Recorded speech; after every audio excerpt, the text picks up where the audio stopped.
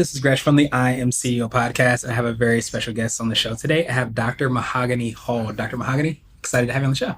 Thank you. I'm happy to be here. Yeah, me too. And we're actually recording live from Intelligent Office in Alexandria, Virginia. So super happy and grateful that they blessed us with the opportunity to do the recording here. So I guess just to kind of kick everything off, I wanted to rewind the clock, hear a little bit more on how you got started, what you do, and all the awesome impact you're having. Sure. So I'm the owner of a mental health practice. It's called Hall Counseling Services.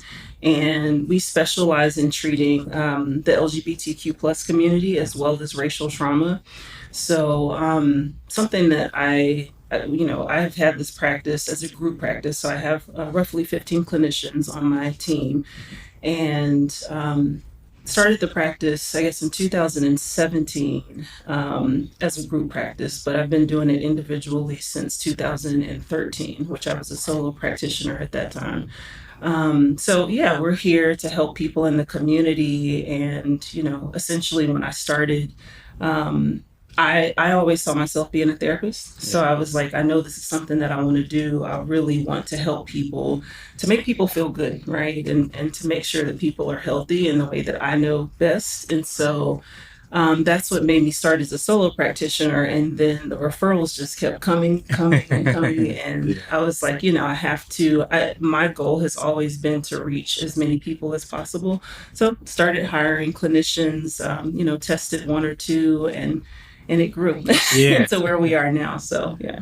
Yeah, they always say anytime you're doing great work and you're great at the things you do, just watch out, hold your hat, and hold everything else, because it can kind of take off from there. Yeah. I wish someone had told me that ahead of time, because I never wanted to manage people at all. Really? And it's funny because, now as an adult, I know that you should always think as big as possible, right? So if you're thinking a million, change it to a billion, etc. I always just wanted to do this one-on-one, didn't want to work with couples, groups, families, nothing. And I definitely didn't want to be responsible for anybody's payroll. Right. So, but again, here I am. There you go. Yeah, it's not somebody's payroll, it's your payroll now. So there you go. True. There you go. So you're still true there. So I guess take me through a little bit more on like how you're working with and serving your clients, what that looks like and what that process is. Yeah, absolutely. So we provide I would say essentially three types of services. So the first one, the main one, is individual therapy, right? So, we hear people talk about being in therapy all the time. They're like, hey, my therapist helps me through life challenges, etc. So that's just a one-on-one service. Then we also provide family therapy. So we have people, so it may be two parents and a child that come in and they're having some issues within the household and they want us to help them navigate that. And then we also do couples therapy as well, which it's interesting because there are parts of the year where that ramps up a little more. It's a little warmer, I imagine. Well, it's interesting because right now I think we're actually seeing it more in the fall. But you would think it would be summertime. Yeah. It seems like that's when a lot of breakups occur. But there's a huge influx right now. Interesting. I guess you end up spending, maybe it's kind of like that pandemic care over where you're spending more time around each other. It's colder outside.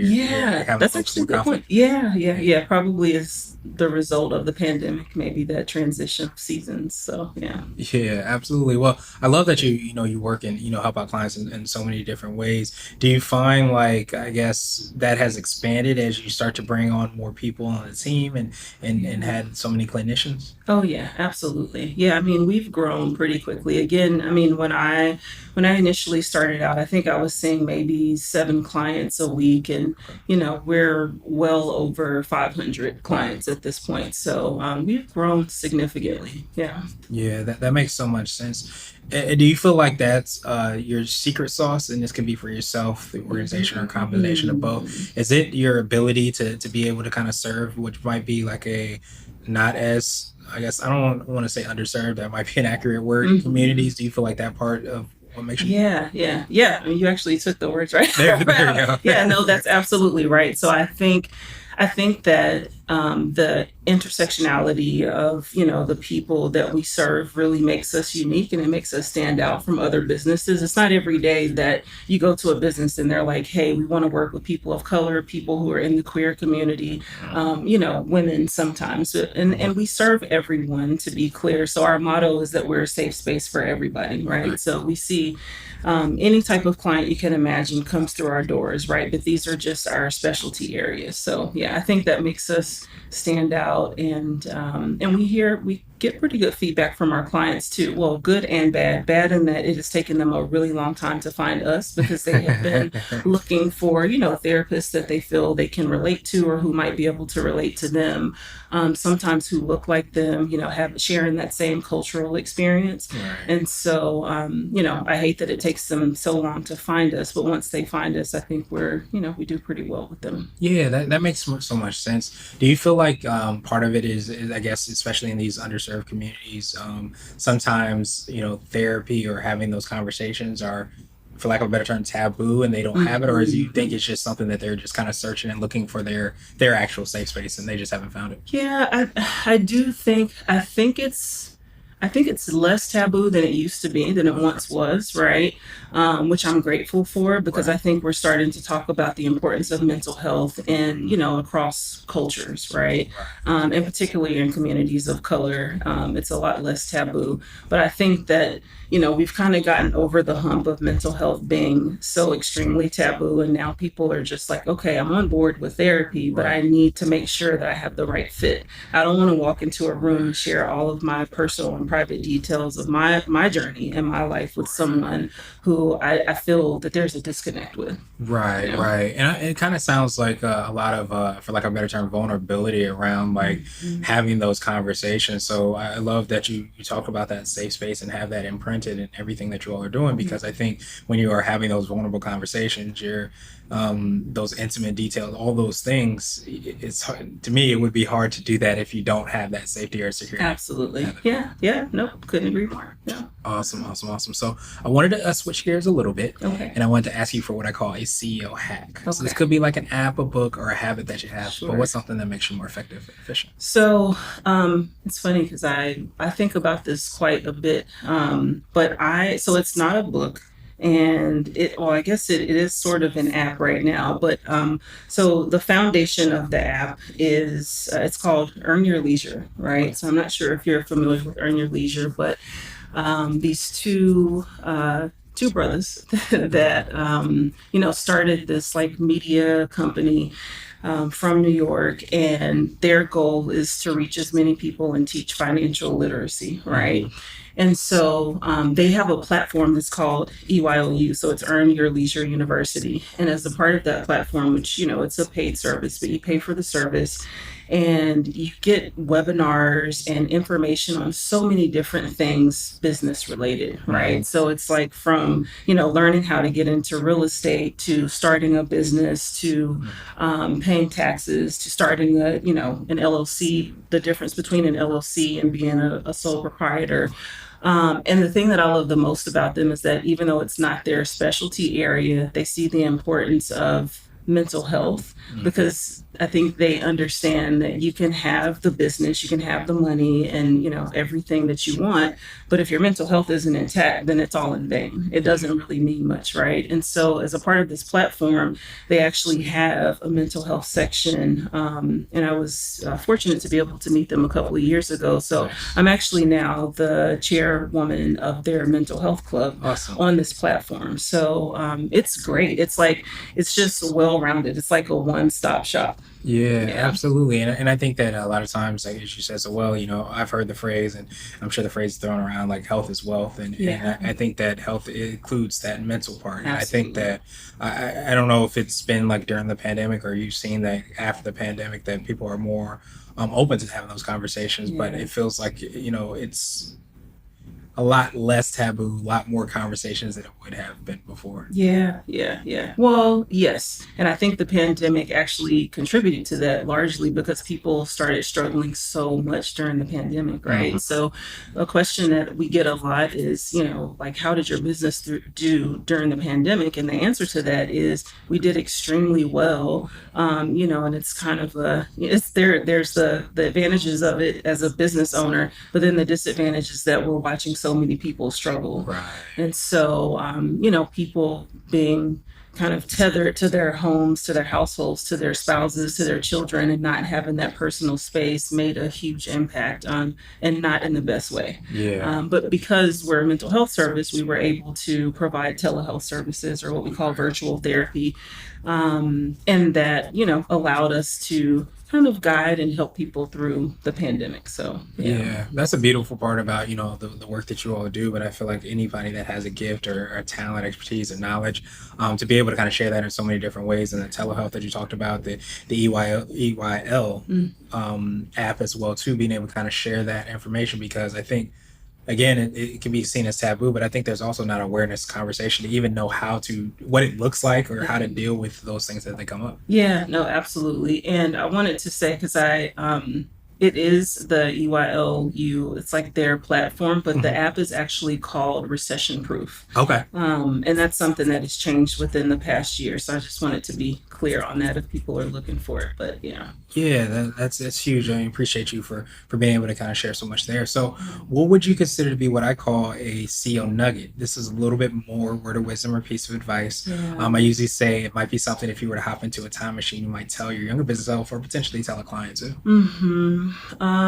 I think make sure that whatever you choose to do, you have a passion for it, Okay. right? Because I think that, a lot of times, like, I'll use the example growing up. I think many of us have heard, like, oh my goodness, you should be a engineer, you should be a lawyer, you should be Mhm. a doctor, etc., right? And those things are absolutely wonderful professions to go into, but it doesn't align with everybody's personality and what Right. they want to do, what they're good at, Right. right? And so I think that it's really important to make sure that you're doing something that you love to do, that you enjoy, because as a business owner, I love what I do, but there are still challenges, right? It's hard work, right? Right. Because you're always going to go the hardest for yourself. Right. It's hard work, and there are challenges that come along with it. And it's the passion that I have for what I do that keeps me going during those challenging moments, right? So if I'm, selling donuts and I hate donuts, then that's not going to be too helpful for me when, Right. the business goes down and I'm like, you know what, I never wanted to do this anyways. Exactly. So yeah, I think that is really important, and just always being true to yourself. Um, and on the business end, I would say make sure you have, a good CPA. Mhm. There are some things that you definitely need there, because there are people, especially during the pandemic, a lot of people started to go into business for themselves, Right. became entrepreneurs, Right. right? But they didn't really know how to do that or what that looked like. So, my background is mental health, it's psychology, it's social work, right?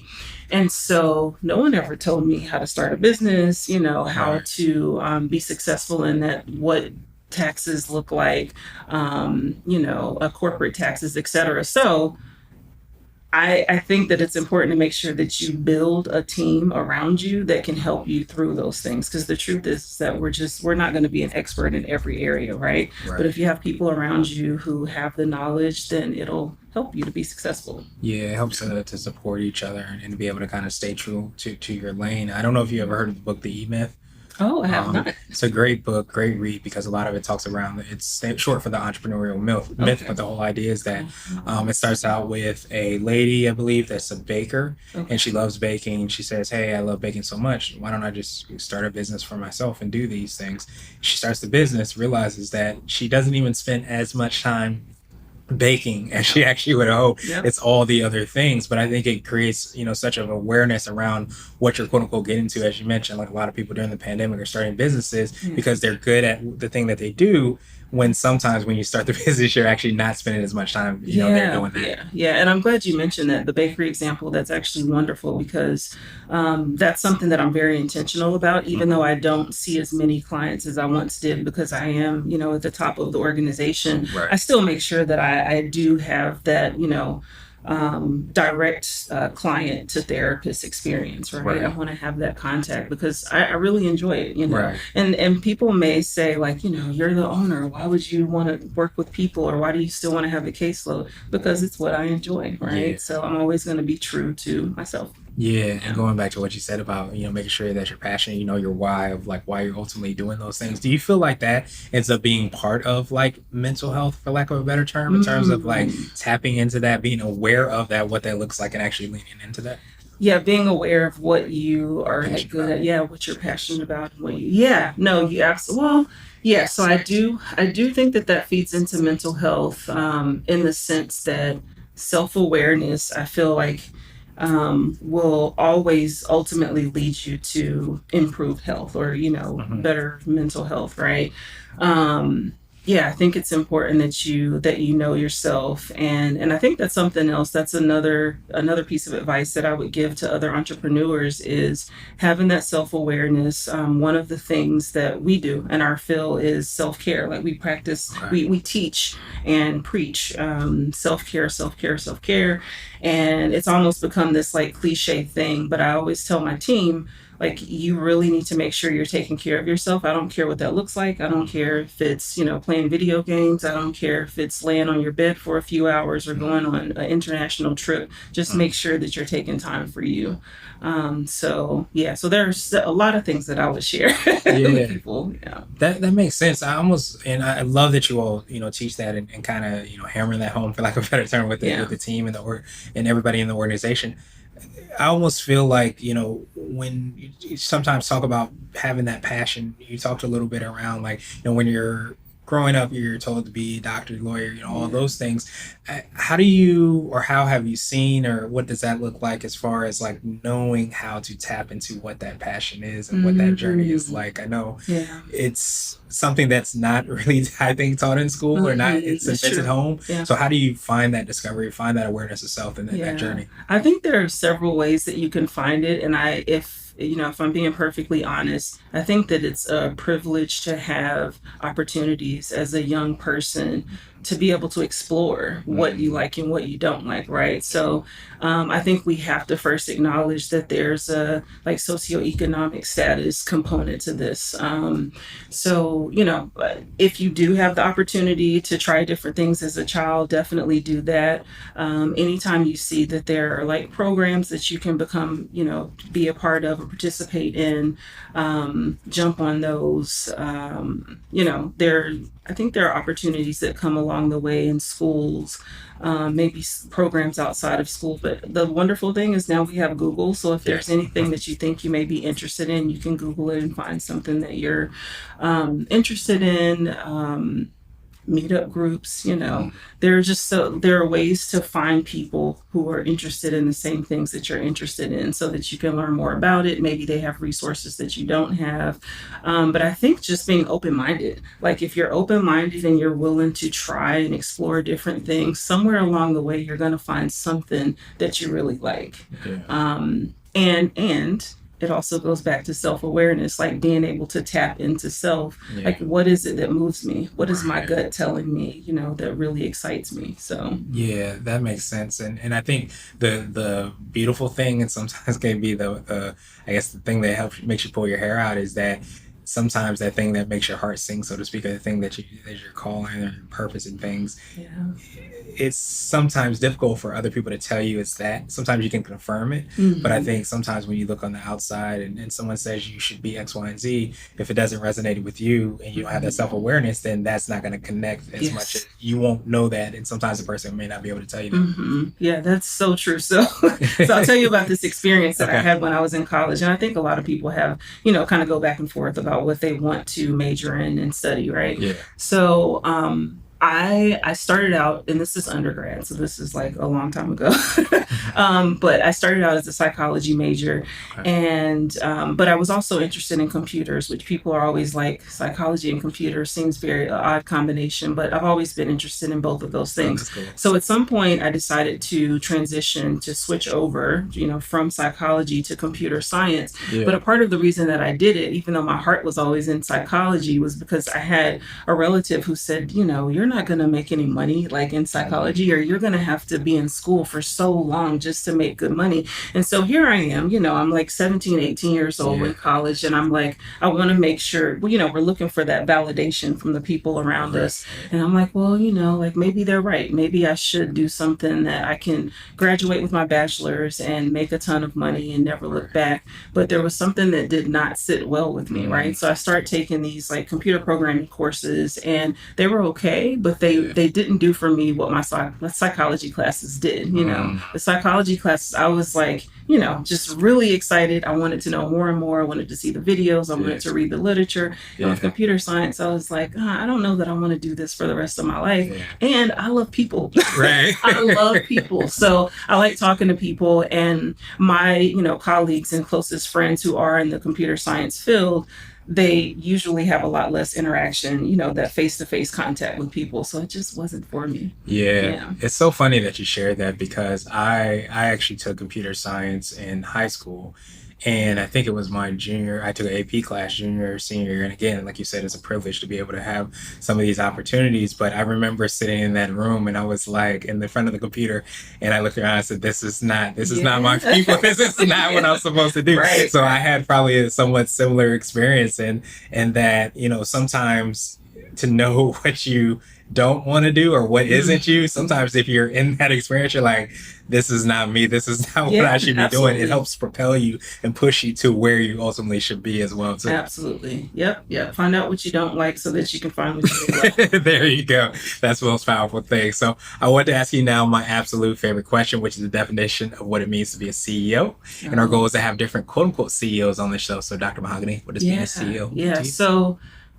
So being a CEO for me means that I am now responsible for helping and reaching as many people as possible, but to do that not only through my direct work, but through the people who are on my team and who work for me, right? And so I really see it as a huge responsibility. I take it very seriously, and I would hope that other CEOs do as well. But that's my goal, to reach as many people and to do it effectively, right? To do it in a way that is really touching people. We have a lot of. I look at YouTube, and there's like so much material out there. Some of it is great, some of it not so much. And I think if people really focused on being effective and perfecting their craft and being great at what they do, we would have a lot more quality material out there. So we also have to be careful with the information that we put out. Yeah, absolutely. I think that speaks definitely to kind of being, for lack of a better term, a steward of what it is that you are, either going through that journey and being kind of open around that if you're continuing to kind of perfect your craft, which we all are to some degree. Yeah. But I think that you have to be very careful. That's why I love that word responsible. Around what you are putting out there sometimes because some of that information and that narrative isn't necessarily always true. And I think, people can sometimes listen to that, hear that, and take that and run with it. And that's not always in a good place. Yeah, absolutely. Agreed. Awesome, awesome, awesome. Well, Dr. Mahogany, truly appreciate that Yeah. definition. Of course, appreciate your time even more. So, Yeah. what I wanted to do now is pass you the mic, so to speak, just to Okay. see if there's anything additional you can let our readers and listeners know. And of course, how best people can get a hold of you, find out about your team, and all the awesome things you're working on. Yeah, yeah, absolutely. So I am again the owner of Hall Counseling Services. We are located. So our office is located in Annandale, Virginia. We're about, I would say, 15 minutes outside of DC, the DC metro area. And I can be reached at on Instagram at the Mahogany Doctor. So that's usually how I kind of connect with people. But also, if people are looking for services, check out the website hallcounselingservices.com. There you can leave your contact information and let us know what type of services you're looking for.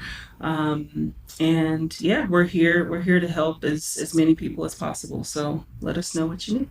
Absolutely. Yeah. And to make it even easier, we'll have the links and information in the show notes as well too, so that everybody can follow up with you and find out about all the awesome things and of course get any services they need. But truly appreciate you for Yeah, taking some time absolutely. out. I think it's awesome everything that you do. Yeah, I mean, thank I you. love that you kind of it seems like you've had the psychology, in your veins and you've Yeah, been able to not just do it for your clients, but share that as so many other people. So thank you so much absolutely. for Yeah. that.